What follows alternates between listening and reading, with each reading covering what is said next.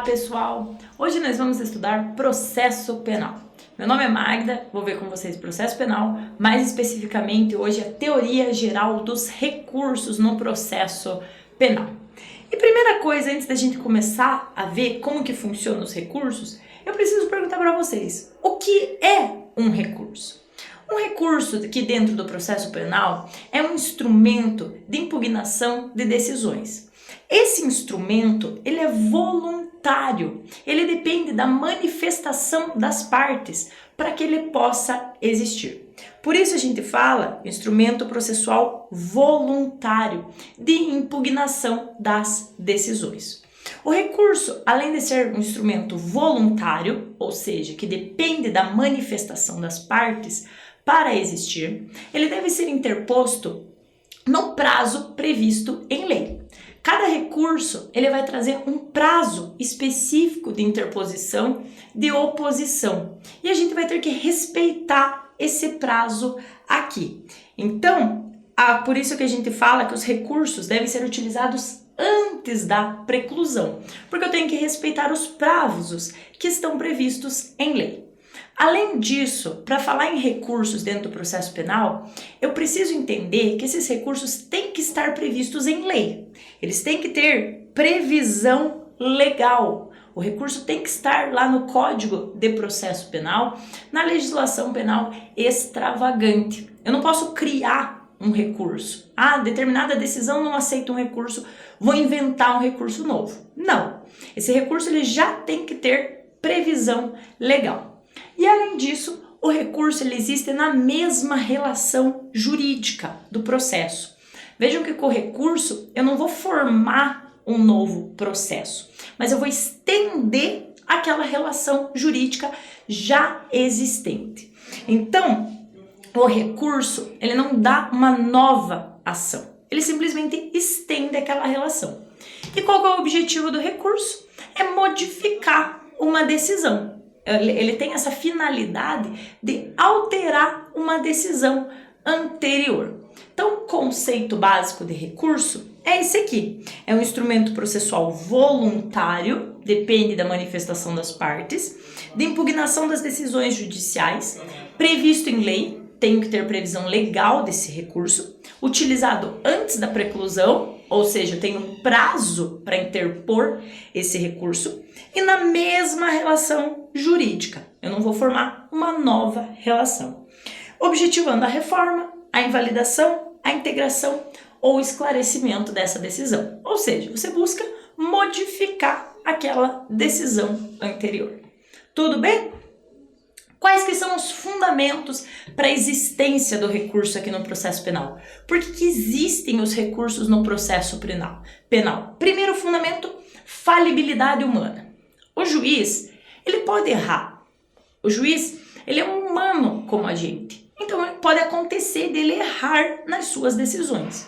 E o juiz errando, eu preciso ter um instrumento apto para corrigir aquele erro.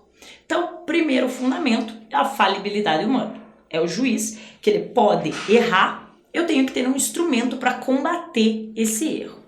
E vejam que o juiz, sabendo que existe um instrumento para combater essa decisão, ele pode se esforçar, ele vai se esforçar mais na sua atividade jurisdicional.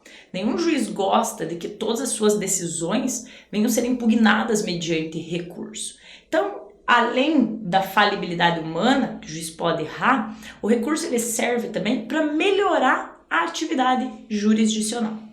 Um segundo fundamento é o inconformismo das pessoas. As partes, principalmente dentro do processo penal, nunca estão satisfeitas com determinada decisão. O acusado não fica satisfeito com uma decisão condenatória contra ele. Seja ela fixando uma pena de 10, 15, 20 anos, o acusado ele nunca fica satisfeito com uma decisão condenatória. E o Ministério Público, por sua vez, às vezes também não fica satisfeito com uma decisão condenatória.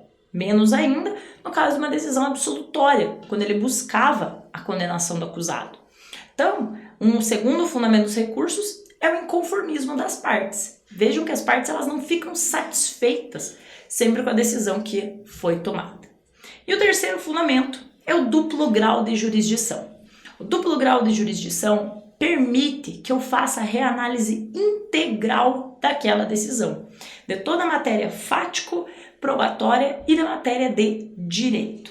Então, o duplo grau de jurisdição apresenta-se como um fundamento dos recursos, permitindo a reanálise integral daquela decisão. E como características dos recursos? O que a gente pode dizer que é uma característica dos recursos? Primeira característica, voluntariedade, prevista lá no artigo 574 do Código de Processo Penal, que vai dizer pra gente que os recursos serão voluntários. O que é um recurso voluntário? É que eu preciso da manifestação das partes para que esse recurso exista. Recurso ele não existe, não aparece do nada dentro do processo. Não é quando é proferida uma decisão, ela já vai ser reanalisada. Não, eu preciso que as partes façam a impugnação dessas decisões. Elas manifestem sua vontade de recorrer dessa decisão. Então, uma primeira característica é voluntariedade. Recurso não é automático. Não é proferida uma decisão e logo em seguida ela já é encaminhada para reanálise. Não, preciso que as partes manifestem essa vontade de recorrer. Cuidado que, dentro da característica da voluntariedade, a gente tem duas exceções. A primeira delas, o caso de recurso de ofício. Recurso de ofício são hipóteses previstas lá no inciso 1 e 2 do artigo 574. São hipóteses em que o juiz é obrigado a encaminhar a sua decisão para reanálise pelo tribunal. Nas hipóteses de recurso de ofício, o juiz não tem escolha. Proferir a decisão se enquadrando no inciso 1 e 2, o juiz tem que encaminhar ela para reanálise pelo tribunal. E uma segunda exceção é o efeito extensivo dos recursos, previsto no artigo 580 do Código de Processo Penal. O que é o efeito extensivo dos recursos? O efeito extensivo é quando eu tenho concurso de agentes e somente um deles recorre daquela decisão. Se essa decisão aqui for baseada em critérios de caráter objetivo e não de caráter exclusivamente pessoal, ela vai aproveitar o outro réu que ainda não tenha recorrido da decisão. Então, se, por exemplo, um sujeito recorre de uma decisão condenatória e ele for absolvido por inexistência do fato, desde o fato nunca existiu, essa decisão vai aproveitar o outro acusado que não recorreu da decisão. Ela estende os seus efeitos para os demais que não tenham recorrido dessa decisão. Então esse é o efeito extensivo. Veja que houve voluntariedade por parte de um, mas não houve voluntariedade por parte de outro. Ainda assim, ele é beneficiado dessa decisão. Ok? Próxima característica é a taxatividade. O que é taxatividade? Recurso tem que estar previsto em lei. Eu já tenho que ter o rol dos recursos para cada tipo de decisão. Eu não posso inventar um recurso. Determinada decisão não tem nenhum tipo de recurso. O que eu faço? Vou inventar. Não, você não está autorizado a inventar nenhum recurso. Os recursos todos devem estar previstos em lei. Eu já tenho o rol dos recursos dentro do Código de Processo Penal.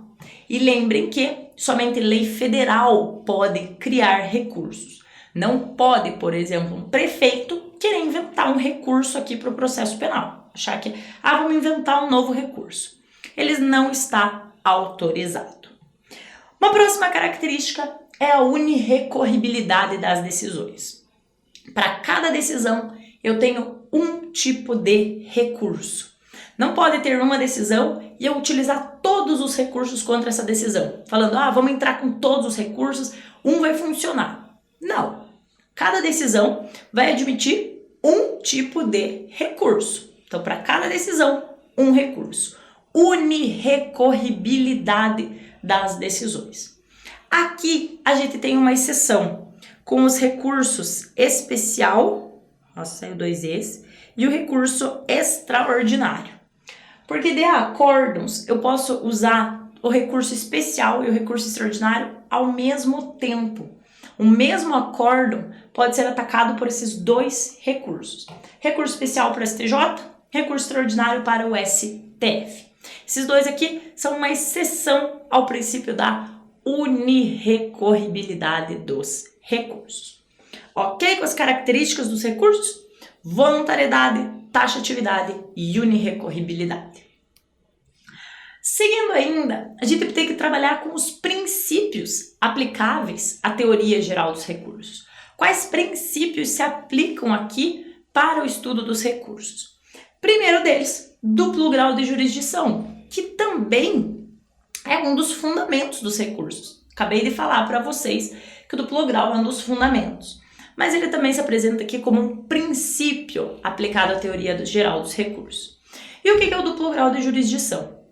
O duplo grau de jurisdição me permite fazer o reexame integral daquela decisão, de toda a matéria, seja fático-probatória, seja matéria de direito. Eu vou poder fazer a reanálise integral dessa decisão. E aí entra uma pergunta sempre perigosa. Acusados com foro por prerrogativa de função têm direito ao duplo grau de jurisdição? Por exemplo, um prefeito que ainda esteja em exercício seja denunciado perante o Tribunal de Justiça. Ao final, ele é condenado, é proferido um acórdão condenatório contra esse prefeito. Ao recorrer desse acórdão, o prefeito terá direito ao duplo grau de jurisdição? Não, porque vejam que do acórdão agora condenatório, eu só posso entrar com o recurso especial e o recurso extraordinário. Esses dois recursos, eles não analisam matéria fático-probatória, mas apenas a legislação infraconstitucional e a legislação constitucional. O duplo grau de jurisdição diz que eu posso fazer a reanálise de fatos e provas. Acusados com foro por prerrogativa de função não têm direito ao duplo grau de jurisdição, porque os recursos previstos a partir dos tribunais já não permitem mais que eu faça a análise de fatos e provas, mas somente a análise de matéria de direito. Então, cuidado, que acusados com foro por prerrogativa de função não têm direito ao duplo grau de jurisdição. Então, cuidado aqui, somente em primeira instância a gente vai poder observar o duplo grau de jurisdição. Segundo princípio, vejam só, taxatividade, que também é uma característica dos recursos. Princípio da taxatividade, novamente igual a característica, o recurso deve estar previsto em lei. E lei federal, artigo 22, inciso 1 da Constituição Federal. Não pode um prefeito, um governador vir e querer criar novos recursos aqui. Isso aqui tem que estar previstos em lei federal. Não posso também sair inventando recursos. Rol de recursos já existe. Você não tem recurso para aquela decisão, eu não posso inventar recursos. Ok? Próximo princípio da unirrecorribilidade também se apresenta como uma característica, vem aqui como princípio.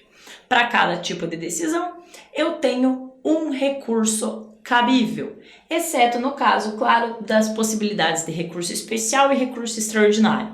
Ambos podem ser interpostos contra a mesma decisão. Próximo princípio é o princípio da fungibilidade, previsto no artigo 579 do Código de Processo Penal. E o que é o princípio da fungibilidade? O princípio da fungibilidade trabalha com a possibilidade da parte errar o recurso correto. De repente, tenho determinada decisão Y que prevê o recurso X, e a parte vem lá e entra com o recurso Z. Errou o recurso. Nesse caso, aplicando o princípio da fungibilidade, o juiz pode receber esse recurso errado como se fosse o certo, receber o Z como se fosse o X. Mas quando que isso vai poder acontecer? Duas situações. Não pode existir má-fé por parte da parte. Como assim má-fé? A má-fé, nesse caso, é estipulada pelo prazo do recurso. Você pode errar o recurso, mas tem que entrar com ele no prazo do recurso que seria o correto. Por exemplo, se eu perder, era o caso de apelação e eu utilizei recurso em sentido estrito. Eu tenho que utilizar o recurso em sentido estrito no prazo da apelação. Não posso errar o prazo. Por exemplo, também, diante de uma sentença condenatória, o recurso cabível é a apelação. Não pode a parte perder o prazo e agora entrar com recurso extraordinário e achar que ele vai ser admitido. Olha, você já perdeu o prazo e agora está entrando com outro recurso. Nesse caso, houve má fé, porque você perdeu o prazo do recurso correto. E também não pode haver erro grosseiro. O que seria o erro grosseiro? É quando, no caso, não há dúvida nenhuma, todo mundo sabe qual que é o recurso cabível daquela decisão. O erro grosseiro é quando há dúvida. Não sei se contra aquela decisão cabe apelação ou recurso em sentido estrito. Qual que é o recurso cabível? Por exemplo, das decisões de pronúncia e impronúncia. Você fica na dúvida, não lembra qual que cabe apelação, qual que cabe recurso em sentido estrito, e agora? E entra com o recurso errado. Nesse caso ainda há uma dúvida. Então não há erro grosseiro. Agora, diante de uma sentença condenatória, todo mundo sabe que é cabível a apelação. Se você errar o recurso, aí é um erro grosseiro. Então o princípio da fungibilidade quer dizer o seguinte, é você entrar com o recurso errado, mas ele ser recebido como o certo. O juiz vai receber esse recurso errado como se fosse o correto, desde que não haja má fé da tua parte e desde que não haja erro grosseiro. Tudo bem? Próximo princípio, princípio da voluntariedade, que também já foi trabalhado lá nas características. Voluntariedade quer dizer que os recursos são voluntários. Eu preciso da manifestação das partes para que o recurso possa existir. Recurso ele não existe de forma automática. Proferida uma decisão, já vem o recurso. Não, as partes precisam expor a vontade de recorrer dessa decisão. E aí aqui vem umas perguntinhas. Para o Ministério Público, aplica-se o princípio da voluntariedade? Para a Defensoria Pública, aplica-se o princípio da voluntariedade? Para defensor dativo, aplica-se o princípio da voluntariedade? Todos são obrigados a recorrer de todas as decisões que não atinjam os seus interesses? Cuidado, que o princípio da voluntariedade se aplica para todo mundo. Ministério Público não é obrigado a recorrer, Defensoria Pública não é obrigada a recorrer e defensor dativo também não é obrigado a recorrer. Precisa também da manifestação de vontade por parte desses três. Então, o princípio da voluntariedade se aplica para todos. Ninguém é obrigado a recorrer daquela decisão. Ok? Uma exceção aqui dentro do princípio da voluntariedade, que eu já comentei com vocês, mas falando um pouquinho mais aqui, é o chamado reexame necessário ou recurso de ofício. São aquelas hipóteses previstas no artigo 574, incisos 1 e 2 do CPP, em que o juiz é obrigado a encaminhar a decisão dele para reanálise pelo tribunal. Aqui o juiz não tem escolha, ele tem que mandar a decisão para o tribunal, não tem opção. E nessa reanálise pelo tribunal, segundo a súmula 160 do STF, nos casos de recurso de ofício, o tribunal é livre para fazer a reanálise integral dessa decisão, inclusive para prejudicar o acusado. Então toma cuidado que nos casos de recurso de ofício, o tribunal é livre para analisar tudo, inclusive para prejudicar o acusado, se for o caso. É a redação da súmula 160 do STF. Nesses casos de recurso de ofício, há necessidade de apresentação de contra-razões? As partes precisam apresentar contra-razões? Não, porque eu não tenho razões. Na verdade, eu tenho só a decisão proferida pelo juiz que vai ser analisada pelo tribunal. Mas não há necessidade de contra-razões. Não tenho essa necessidade que as partes informem as contra-razões. Na verdade, as contra-razões aqui seriam as próprias razões recursais de cada uma das partes. Então, não tenho prazo para contra-razões. Próximo princípio é o chamado princípio da disponibilidade dos recursos. O que quer dizer esse princípio da disponibilidade dos recursos? Disponibilidade quer dizer você abrir mão, é você dispor de alguma coisa. As partes podem abrir mão do recurso depois de interpor o recurso. Posso desistir desse recurso? Regra geral, sim, exceto o Ministério Público. Artigo 576 do CPP diz que as partes poderão desistir de recurso já interposto. O Ministério Público não poderá desistir de recurso já interposto.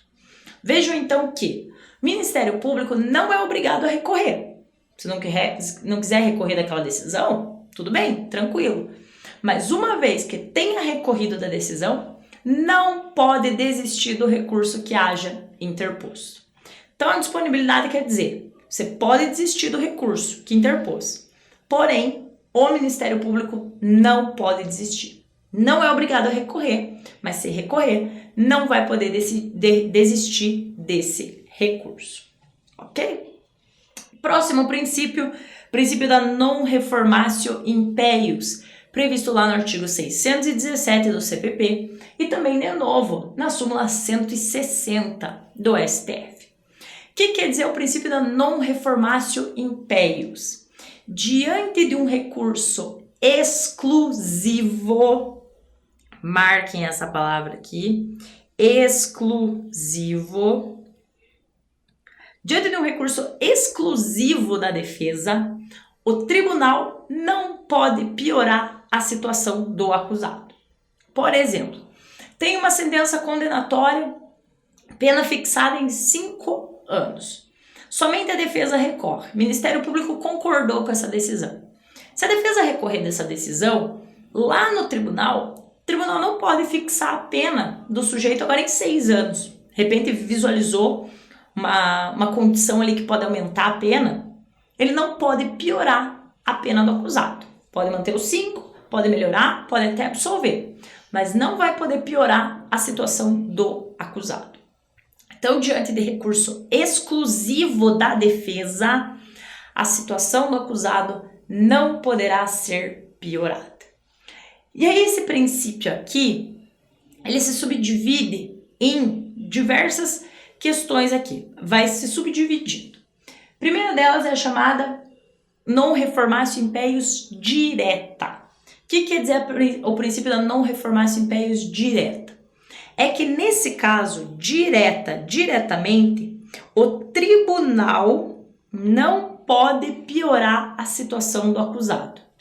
Diante de um recurso exclusivo da defesa, o tribunal não pode piorar a situação do acusado. É direto, é o próprio tribunal que não vai poder piorar a situação do acusado.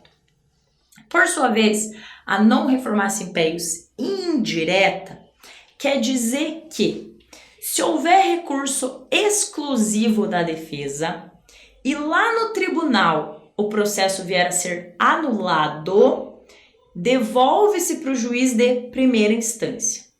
Esse juiz, ao proferir uma nova decisão, se ele, por exemplo, vier a condenar o sujeito, ele fica adstrito, ele fica ligado ao quantum de pena interposto anteriormente.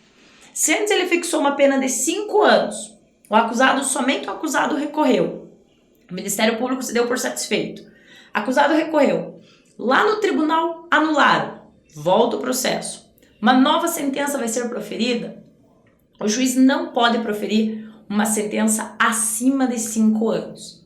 Ele fica vinculado ao quantum anterior. Indireta por quê? Porque não é o próprio tribunal que vai modificar. O tribunal anula e devolve o processo. E ao devolver, agora esse juiz fica adstrito ao quantum anteriormente fixado. Não vai poder prejudicar o acusado. Ok? Só uma observação aqui ainda dentro do princípio da non reformatio impeius, que ainda dentro da súmula 160 do STF, diz que nos recursos da acusação, quando a acusação ela quiser prejudicar o acusado, ela tem que sempre constar isso de forma expressa no seu recurso. Se no tribunal a acusação recorreu, chega no tribunal, o tribunal verifica uma nulidade, que vai prejudicar o acusado, mas a acusação não falou nada sobre isso, o tribunal não pode reconhecer essa nulidade, porque ela vai prejudicar o acusado e a acusação não disse nada. Então, nos recursos da acusação, quando é para prejudicar o acusado, tem que fazer constar tudo de forma expressa. Se não falou sobre determinado ponto e o tribunal visualizou, o tribunal não vai poder piorar a situação do acusado, não vai poder reconhecer aquela situação, ok? Ainda dentro da non reformatio impeius, vejo que esse é um princípio bastante importante. A gente tem que trabalhar com a non reformatio impeius e o caso de incompetência absoluta de juízos. Por exemplo, se eu tenho um determinado crime militar sendo julgado na Justiça Federal. Tá lá um crime militar, que deveria ser julgado pela Justiça Militar, tramitando na Justiça Federal. Tramita normalmente, ninguém alegou a incompetência, chega ao final e o sujeito é condenado a uma pena de 5 anos. Somente a defesa recorre, recurso exclusivo da defesa, alegando a nulidade de juízo. Lá no tribunal competente vem, de fato, o tribunal incompetente, anula todo o processo e agora remete lá para a Justiça Militar, que seria a justiça competente para julgar esse caso. Ao julgar agora a Justiça Militar, juízo competente, ela fica vinculada ao quantum de pena que foi interposto lá na Justiça Federal, ou agora o juiz militar, absolutamente competente, é livre para fixar o quantum de pena que ele quiser. Cuidado, gente.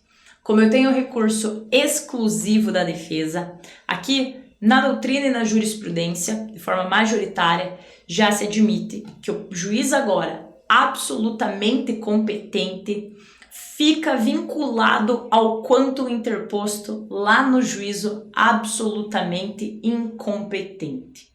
Porque foi recurso exclusivo da defesa. E o acusado não tem nada a ver com essa situação aí de incompetência de juízos. Se a gente fosse pensar o contrário, o acusado nem ia recorrer, porque seria aquela loteria, você não sabe quanto de pena que pode vir depois. Se vier pena a mais, pode vir a menos, mas se vier a mais, então eu não posso prejudicar o acusado. Quando eu tenho incompetência de juízos, se é proferida uma decisão num juízo incompetente, somente a defesa recorre, anula esse processo e agora vai para o juízo competente, o juízo competente fica vinculado ao quantum de pena anteriormente imposto, porque o recurso foi exclusivo da defesa, ok? Ainda dentro da non reformatio impeius, vamos falar aqui de soberania dos vereditos. Digamos que foi realizado um determinado júri e o sujeito foi condenado por homicídio simples, a uma pena de 7 anos. Ele apela dessa decisão, por qualquer motivo, apelou dessa decisão, vai para o tribunal anula o primeiro julgamento, falando, olha, júri nulo, um outro deverá ser realizado. Ok, vamos realizar um segundo júri. Esse segundo júri, os jurados, eles ficam vinculados ao quantum de pena, a votação que foi realizada pelos jurados anteriores, no primeiro julgamento? Não. Aqui tem que tomar muita atenção. Por isso que a gente fala em soberania dos vereditos. Os jurados, nesse segundo julgamento, são livres para votar da maneira que eles bem entenderem. Eles, inclusive, podem reconhecer uma qualificadora que não tenha sido reconhecida lá no primeiro julgamento. E se lá no primeiro ele foi condenado por homicídio simples, aqui no segundo ele pode ser condenado por um homicídio qualificado. Para os jurados não vale o princípio da non reformatio impeius. Anular um julgamento, o segundo que vier a ser realizado, os jurados são livres para votar de acordo com o que foi colocado para eles. Então, o sujeito pode ter sido condenado por homicídio simples, num segundo julgamento, ainda que haja recurso exclusivo da defesa, ele pode ser condenado por um homicídio qualificado. Cuidado que, se a votação for igual, homicídio simples e homicídio simples, aí o juiz presidente fica adstrito ao quantum de pena imposta. Já que o juiz presidente no tribunal do júri, ele vai fazer só a dosimetria da pena, então ele vai ficar vinculado ao quantum de pena que foi anteriormente imposto. Se lá no primeiro foi condenado a 7 anos por homicídio simples, no segundo julgamento votaram por homicídio simples também, então o juiz presidente ele tem que condenar uma pena no máximo de 7 anos. Então, para os jurados, não se aplica non reformatio imperius.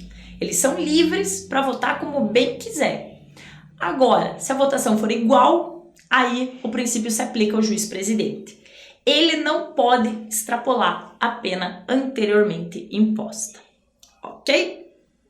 Sobre non reformatio imperius, é isso. Vejam que é um princípio bastante importante porque tem bastante desdobramento aqui. Próximo princípio é o princípio da reformatio in melius. Esse aqui é o princípio sempre para melhorar a situação do acusado. No princípio da reformatio in melius, quer dizer, diante de um recurso exclusivo da acusação, o tribunal ele pode melhorar a situação do acusado. De repente a acusação nem falou nada para melhorar, só quis piorar. Quero qualificar esse delito, o juiz não reconheceu a qualificadora que eu pedi, quero qualificar tudo mais. Chega lá para o tribunal verifica uma situação, nossa, mas dá para absolver esse acusado. O tribunal é livre, ele pode absolver. Para melhorar, não precisa estar de forma escrita lá no recurso, de forma expressa, como é para piorar. No caso de melhorar a situação do acusado, o tribunal é livre. Ainda que eu esteja diante de um recurso exclusivo da acusação, o tribunal pode melhorar a situação do acusado. Ok? Próximo princípio, o princípio da dialeticidade. Dialeticidade quer dizer que eu tenho que expor as minhas razões no recurso, apresentar o fundamento. Por que eu estou recorrendo daquele recurso? Apresentar todas as razões pela qual eu estou atacando aquela decisão. As razões de fato e de direito. Eu tenho que fundamentar. Não posso simplesmente dizer, não concordo com essa decisão, reforme. Você não concorda por quê? Em que ponto você não concorda com essa decisão? Você tem que expor as suas razões. Então, a dialeticidade nada mais é do que expor as razões pela qual você está recorrendo daquela decisão. Vejam que a dialeticidade ela é bem importante porque permite que a outra parte apresente as contrarrazões. Imagina o acusado falar assim, estou recorrendo dessa decisão porque eu não concordo. Abre-se contrarrazões para o Ministério Público. O Ministério Público vai apresentar contrarrazões do quê? Falar, olha, não reforma essa decisão porque eu concordo. Ia ser isso, a contrarrazões. Não. Tem que expor todas as razões de fato e de direito, todos os fundamentos pela qual você está recorrendo daquela decisão. Até que para outra parte ela possa oferecer as contrarrazões. Ok? E esses são os princípios aplicáveis à teoria geral dos recursos. Tranquilo, né, pessoal? Não tem segredo. Vamos agora ver como que é feito o juízo de admissibilidade recursal, ou também chamado de juízo de prelibação. Cuidado com esse nome aqui, que às vezes pode aparecer isso aqui, não juízo de admissibilidade, pode causar certa confusão. Mas os dois significam a mesma coisa. Quem faz esse juízo de admissibilidade, esse juízo de prelibação? Primeira coisa, antes de mais nada, o próprio juiz prolator da decisão. Você vai interpor o recurso para o juiz ou para o colegiado prolator daquela decisão. Ele vai ver se você preenche todos os pressupostos objetivos e subjetivos e vai admitir o teu recurso. Feito isso, apresentou as razões, manda para o tribunal. O tribunal, ao receber esse recurso, ele faz de novo o juízo de prelibação, o juízo de admissibilidade, que de repente passou batido alguma coisa pelo juiz anterior, pelo juiz de primeira instância, por exemplo, e o tribunal verifica. Então, esse juízo de admissibilidade é feito tanto pelo juízo a quo quanto pelo juízo ad quem. Os dois fazem esse juízo de prelibação, esse juízo de admissibilidade. E como que eu vou auferir a admissibilidade desse recurso? Primeira coisa, eu tenho que dividir. Aqui eu tenho pressupostos objetivos e subjetivos de admissibilidade. Vamos começar a ver os pressupostos objetivos, ok? Primeiro pressuposto objetivo, cabimento. Eu tenho que ver se tem recurso para aquela decisão. Foi proferida determinado tipo de decisão, eu tenho que ir lá no código e ver, essa decisão admite recurso. Essa decisão não admite recurso. Então eu tenho que ter um recurso cabível para aquele determinado tipo de decisão. Trabalhar com cabimento. Tem que ter a existência de um recurso para aquela decisão. Um segundo pressuposto é a adequação. Se eu tenho recurso para a decisão, eu tenho que usar o recurso adequado, o recurso correto, o recurso certo para aquela decisão. Então, o cabimento e a adequação, eles andam praticamente juntos. É eu ter recurso para aquela decisão e usar o recurso correto. Por exemplo, contra uma sentença condenatória, eu não posso me utilizar do recurso em sentido estrito. É o recurso errado. Eu tenho que me valer da apelação, que a apelação é o recurso correto para aquela decisão. Então, a adequação é você usar o recurso correto para aquele tipo de decisão. E o último pressuposto objetivo, e o mais importante de todos, é aqui que entram a maioria das questões em provas, seja de concurso, seja de OAB, é acerca da tempestividade do recurso. A tempestividade nada mais quer dizer que você interpor o recurso no prazo correto.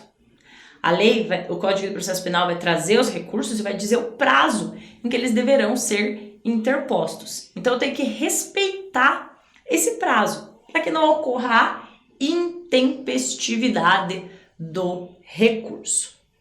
Tudo bem? Então, a tempestividade é o mais importante deles. E aqui aparece uma série de questões acerca da tempestividade do recurso. Vamos trabalhar com cada uma delas. Primeira coisa, dentro do processo penal, eu tenho recursos que eles exigem duas petições. A petição de interposição e a petição que eu vou apresentar as razões recursais.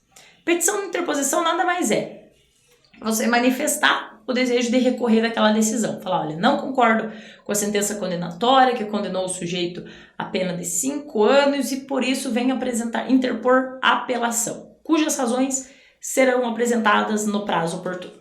Essa é a petição de interposição, é você informar que vai recorrer daquela decisão. E aí, a petição de razões são os fundamentos pelo qual você está recorrendo daquela decisão. E aí eu pergunto, quando eu tenho duas petições distintas, quando que eu faço a oferição da tempestividade? Eu tenho que respeitar o prazo nas duas, não preciso respeitar o prazo de nenhuma, ou respeito o prazo só de uma e não da outra? Como é que eu faço isso aqui? Cuidado, pessoal. Quando eu tenho duas petições aqui, obrigatoriamente eu tenho que respeitar o prazo da interposição. Por exemplo, na apelação, eu tenho 5 dias para interpor e 8 para apresentar as razões. Esse prazo de 5 dias é o que eu não posso perder de jeito nenhum.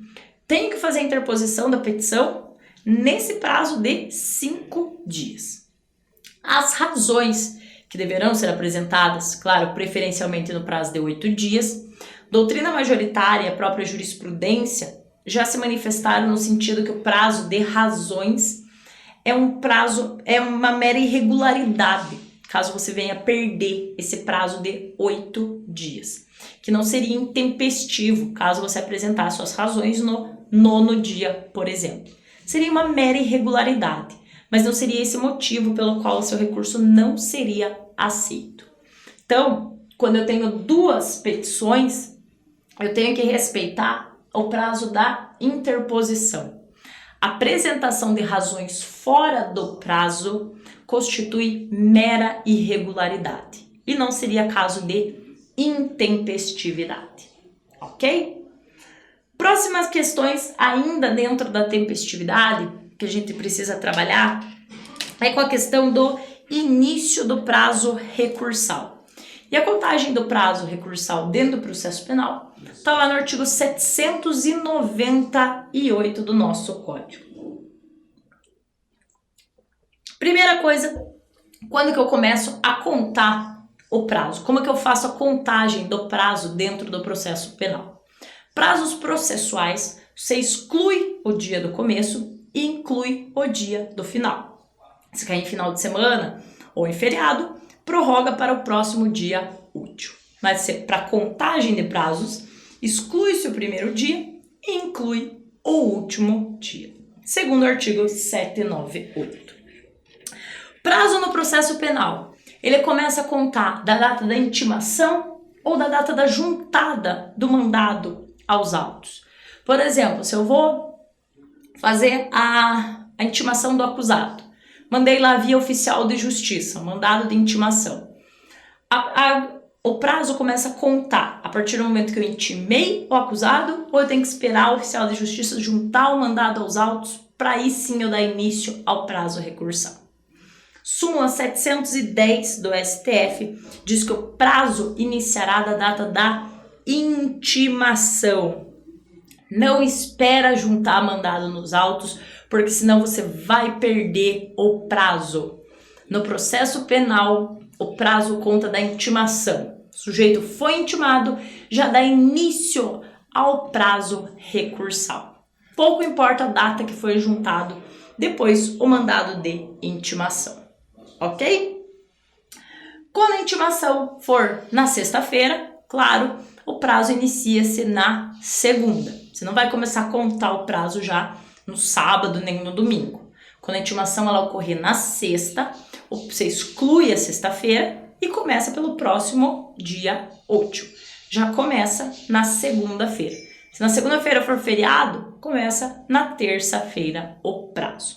Súmula 310 do STF, que vai dizer, quando a intimação ocorrer em final de semana, ela vai ser, como que eu posso colocar aqui? Vai ser oficializada no próximo dia útil e aí começa o prazo, ok? Ainda dentro desses prazos aqui, tudo dentro da tempestividade, gente, para ver como tem assunto dentro da tempestividade, para ver como ela é importante dentro do processo penal. A gente tem que trabalhar com o prazo recursal da defesa no Código de Processo Penal, que está lá no artigo 577 do CPP. Para a gente trabalhar o prazo recursal da defesa, a única questão importante aqui é saber quando é que começa a correr o prazo quando acusado e defensor são intimados. É a partir da intimação do acusado, a partir da intimação do defensor, a partir da intimação de ambos. Quando que começa a correr o prazo para a defesa? Aqui, o prazo para a defesa vai se iniciar quando o último for intimado. Pouco importando quem foi esse último a ser intimado. Se foi o réu ou se foi o seu defensor. Se o defensor foi intimado por último, começa o prazo daqui. Se o réu foi intimado por último, o prazo inicia dessa intimação. Então, o prazo da defesa vai iniciar quando o último for intimado. Pouco importante se foi o réu ou se foi o seu defensor. Mas é a partir do último, ok? Prazo recursal do MP. Prazo do Ministério Público inicia-se quando os autos dão entrada no cartório, no gabinete do promotor de justiça. Não importa se os autos entraram hoje no gabinete e somente amanhã o Ministério Público deu o ciente dele naqueles autos. O prazo inicia da entrada dos autos no gabinete. Porque senão, os autos iam lá para o gabinete. O promotor de repente está cheio de serviço, poderia colocar o ciente só uma semana depois. Se a gente fosse contar do ciente, nisso o promotor teria ganho prazo já de uma semana. Então, prazo recursal do Ministério Público inicia-se da data de entrada dos autos no seu gabinete. A partir dali, começa a correr o prazo recursal para o Ministério Público. Ok? Ainda, gente, dentro de tempestividade, a gente precisa falar sobre a existência de prazo em dobro no processo penal. Existe, não existe? Como que funciona? Vamos lá. Ministério Público tem prazo em dobro para recorrer no processo penal? Cuidado para não confundir com o processo civil. No processo penal, Ministério Público não tem prazo em dobro para recorrer. Prazo de recurso para o Ministério Público aqui no processo penal é prazo comum, é prazo igual ao do acusado. Não vai ter prazo em dobro para recorrer. Defensoria Pública tem prazo em dobro no processo penal? Sim, Defensoria Pública tem prazo em dobro aqui no processo penal, por previsão da Lei Complementar 80 de 94, que é a lei que dispõe acerca da carreira da Defensoria Pública. Então, Defensoria Pública tem prazo em dobro no processo penal. Defensoria Pública da União tem prazo em dobro para recorrer? Cuidado! Regra geral, sim. Defensoria Pública da União também tem prazo em dobro para recorrer no processo penal, salvo nos juizados especiais federais. Segundo o artigo 9º da Lei 10.259 de 2001, que trata dos juizados especiais federais, lá em sede de juizado, Defensoria Pública da União não tem prazo em dobro para recorrer. Então, com a Defensoria Pública da União tem que tomar esse cuidado aqui. Tem prazo em dobro, salvo nos juizados especiais federais. E defensor dativo tem prazo em dobro para recorrer? Também não. Defensor dativo não tem prazo em dobro. O defensor dativo ele tem a prerrogativa da intimação pessoal, mas não tem prazo em dobro para recorrer no processo penal. Então, Ministério Público não tem prazo em dobro, defensor dativo não tem prazo em dobro.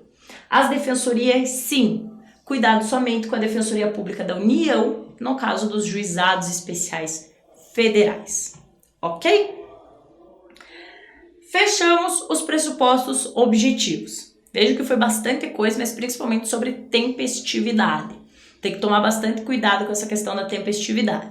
Mas basicamente 3. Cabimento, adequação, tempestividade. 3 pressupostos objetivos que o juiz deverá verificar se a parte preencheu no momento de interposição do seu recurso. Ok?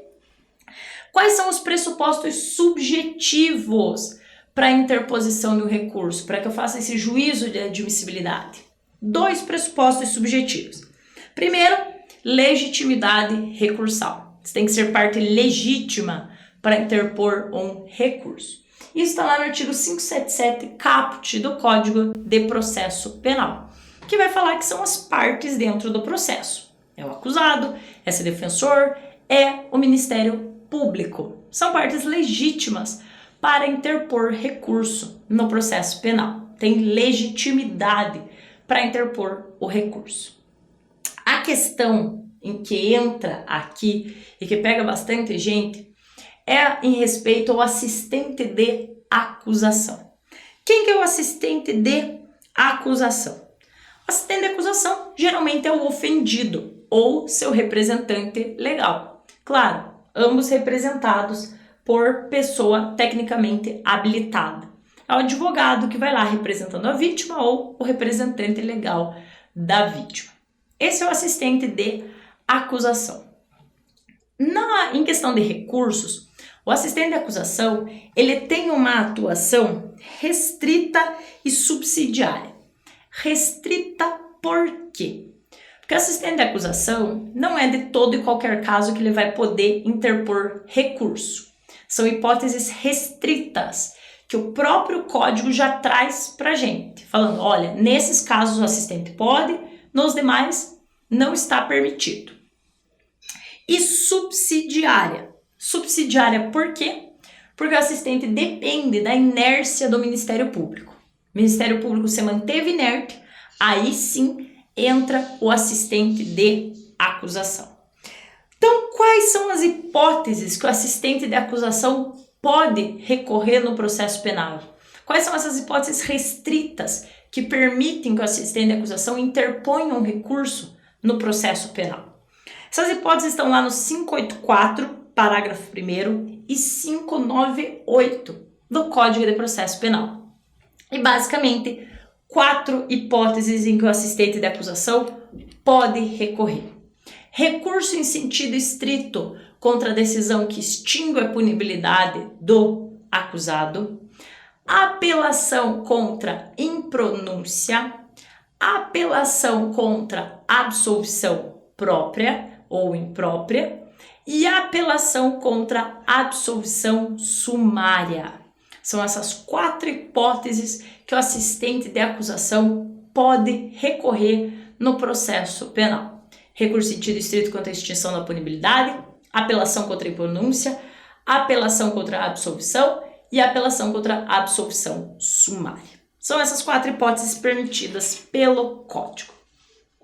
E aí vem uma nova questão. Tá, mas digamos que o assistente de acusação apelou de uma decisão, de uma sentença absolutória.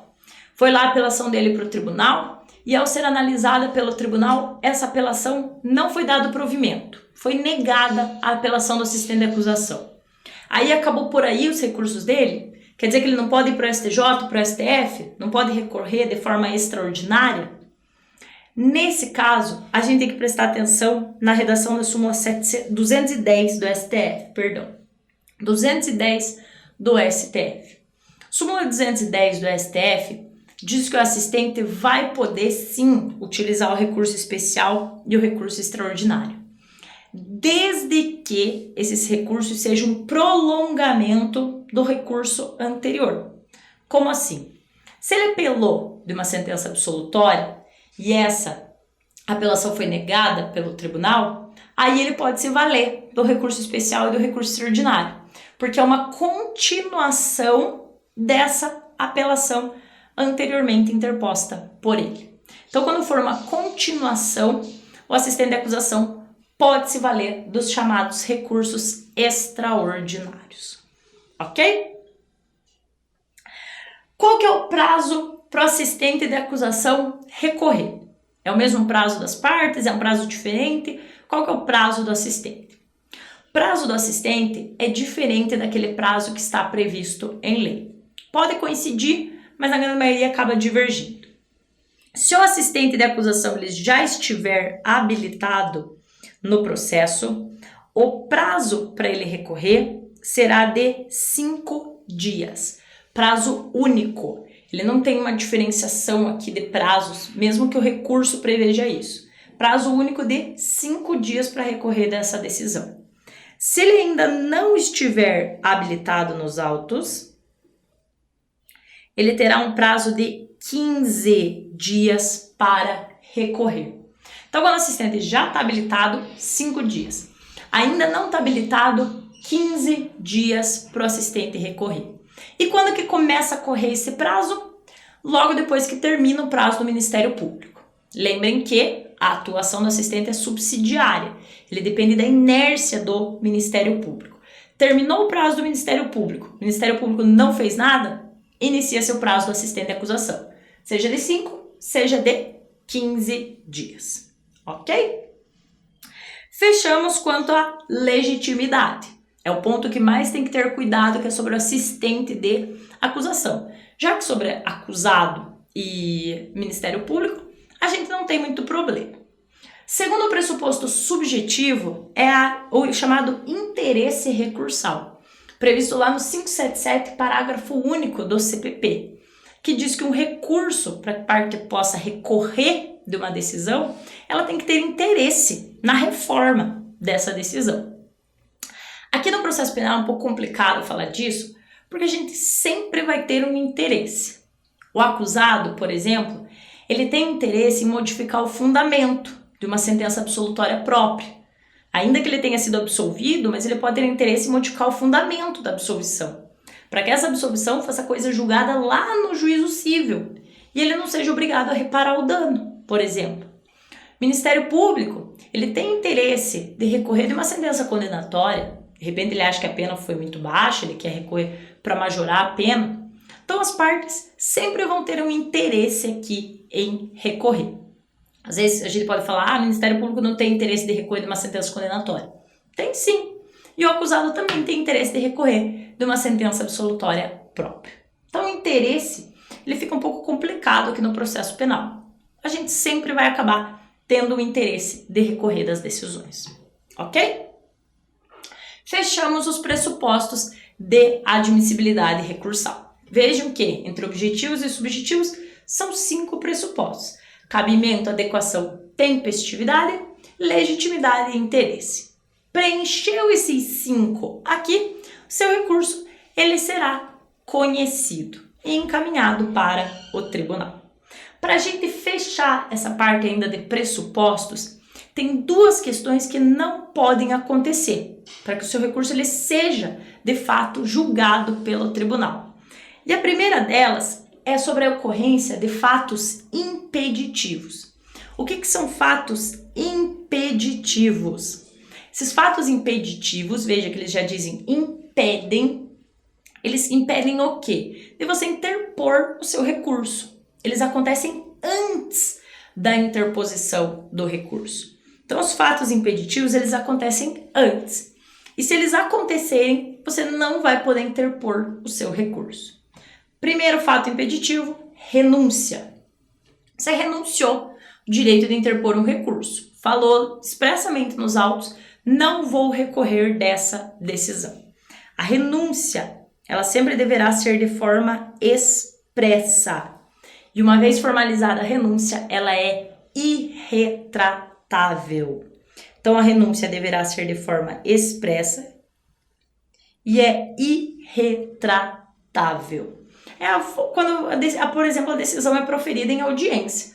Você desejar se manifesta. Não desejo recorrer dessa decisão. Você está renunciando à possibilidade de recurso. Manifestou renúncia, não adianta depois se arrepender, que você não vai poder interpor o recurso.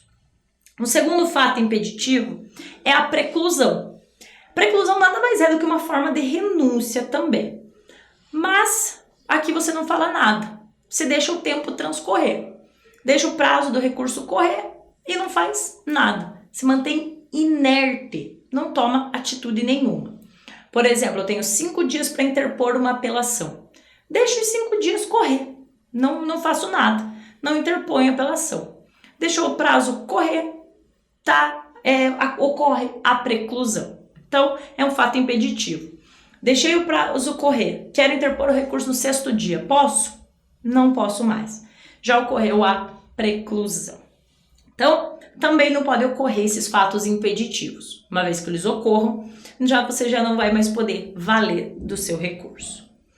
Ainda eu tenho que cuidar a respeito dos fatos extintivos, que podem ocorrer depois da interposição do meu recurso. Aqui eu já interpus o recurso, mas se ocorrer um desses fatos extintivos aqui, o meu recurso ele não vai ser julgado pelo tribunal competente. É uma chamada extinção anômala do recurso. Seu recurso vai ser extinto, sem ser apreciado.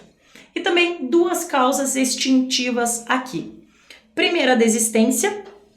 Lembra que a gente já falou lá sobre a disponibilidade dos recursos? As partes elas podem desistir de um recurso que já tenha sido interposto, exceto o Ministério Público. O Ministério Público não é obrigado a recorrer, mas uma vez que tenha recorrido, não pode desistir do recurso interposto. Então, o acusado, ele pode desistir de repente do recurso. Interpôs uma apelação, de repente ele fala, não quero mais essa apelação, deixa como tá, tô feliz com essa sentença, vamos assim mesmo, não quero mais, quero desistir. E vai lá e desiste do recurso. Ele tem essa possibilidade. E aí o recurso dele não vai ser apreciado pelo tribunal. O Ministério Público não existe porque não pode desistir. E ainda nós temos o caso de deserção. Hoje nós só temos um caso de deserção dentro do processo penal, que é aquele previsto no artigo 806 do CPP, que trata do caso de não preparo do recurso nas ações penais privadas. Nas ações penais privadas, se uma das partes quiser recorrer, ela vai ter que efetuar o preparo do recurso, que é o pagamento das custas daquele recurso. Se ela não pagar as custas e não demonstrar que não podia realmente pagar as custas, o recurso dela não será apreciado. Vai ocorrer a chamada deserção. Então, a deserção é a falta de preparo, é a falta de pagamento das custas. Então, além dos pressupostos objetivos e subjetivos, a gente tem que tomar cuidado com os fatos impeditivos e com os fatos extintivos dos recursos. Que se eles acontecerem, ou eles impedem você de entrar com o teu recurso, de interpor o seu recurso, ou impedem que seu recurso seja apreciado pelo tribunal. Ok? Seguindo para fechar agora aqui, a gente vai ver os efeitos dos recursos dentro do processo penal. Primeiro efeito obstativo. Ele impede que aquele processo transite em julgado, obsta o trânsito em julgado daquela decisão, daquele processo. Enquanto eu estiver decidindo um recurso, aquela decisão não transita em julgado. Quer dizer, ela pode vir ainda a ser modificada. Então, o efeito obstativo, ele impede o trânsito em julgado, a imutabilidade daquela decisão. Segundo efeito é o efeito devolutivo. Nada mais é do que eu devolver a matéria para reanálise pelo tribunal. A maioria dos recursos apresenta esse efeito devolutivo, porque eu estou devolvendo a matéria para que ela seja reanalisada. E de um modo geral, os recursos têm fundamentação livre, salvo algumas exceções. Mas eu posso devolver a matéria inteira. Olha, tribunal, reanalise tudo. Não concordei com isso. Claro, aponta os motivos, mas não concordei com nada. E apresenta as suas razões. Só cuidado com os chamados recursos de fundamentação vinculada, que segundo a súmula 713 do STF, o efeito devolutivo delas aqui fica vinculado ao que a lei estabelece. Eu não posso recorrer de toda a decisão. Eu só posso recorrer se acontecer aquela situação trazida na lei. E só posso alegar aquilo que a lei me traz. Então, quando a gente for ver recursos de forma separada, a gente vai ver que alguns recursos, eles trazem essa fundamentação vinculada.